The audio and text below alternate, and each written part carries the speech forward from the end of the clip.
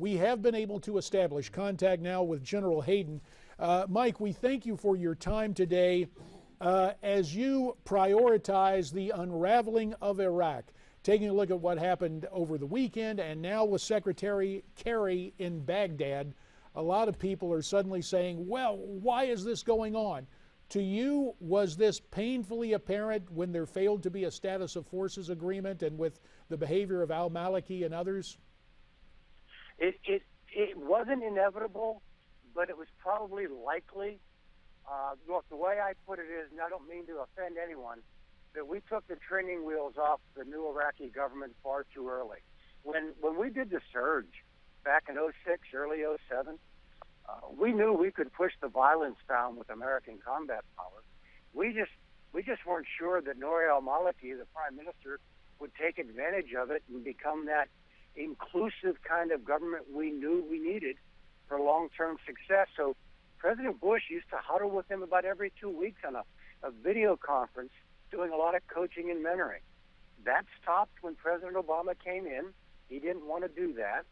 And then in 2011, when we went to zero as the number of American troops there, every faction in Iraq went to their corner and figured with the Americans gone, I have to think with the worst of all the other factions. And, well, now we see what happened.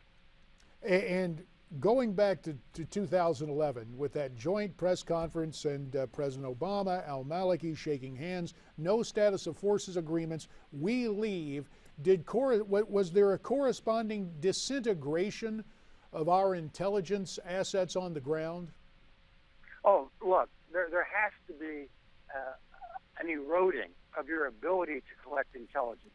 Now, look, it's not zero. We've got a really big embassy there, and we've got national technical means.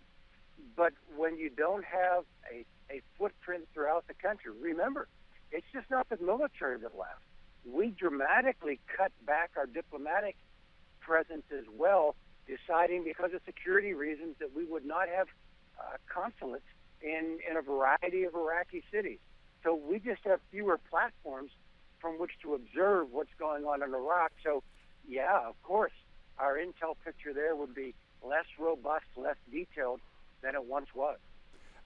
Mike, just one thing, we know you have a busy schedule. Would it be possible for you to stay with us through the break and come back and answer some more of our questions? Oh, happily. Great. No problem at all. We will do so as we are talking to you now. And one thing we want you to keep in mind, the whole notion, not just the erosion of our assets, but ISIS, as reports came out about 10 days ago, actually getting its hand on about $425 million, what they have in terms of money, what in terms they have of abandoned American materiel, and just the continued unraveling of that nation.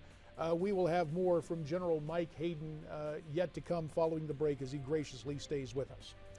General Hayden, we'll look forward to getting your take on some other things, including the advancement of ISIS into possibly the Jordanian border coming up at the other side of this break. And also you can find more of General Hayden's insights on lignet.com, a sister site with newsmax.com as well. We're back with more here on America's Forum. The conversation about Iraq continues with JD, myself, and General Michael Hayden right after this commercial break.